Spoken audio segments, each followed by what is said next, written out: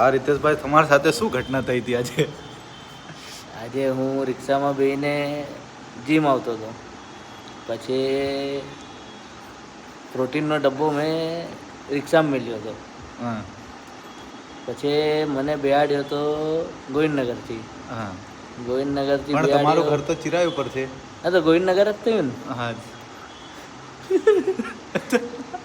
પછી હું રિક્ષામાં આવ્યો, જીમ પર આવ્યો. હા પછી એ ડબ્બો હું ભૂલી ગયો લેવાનો. હા બરોબર. તો એ રિક્ષાવાળો લઈને નાહી ગયો. ના તો મારી એટલી વિનંતી છે રિક્ષાવાળા ભાઈને કે મારો ડબ્બો હાલ દેજો, નહીં તો મજા નહીં આવે. હું કેમેરા ખોળાવી પછી ભૂંડો માર મળે. જે કોઈને બી રિક્ષાવાળો મળે તો રીતેશ સંગાડાનો પ્રોટીનનો ડબ્બો પાછો કરી દેવો.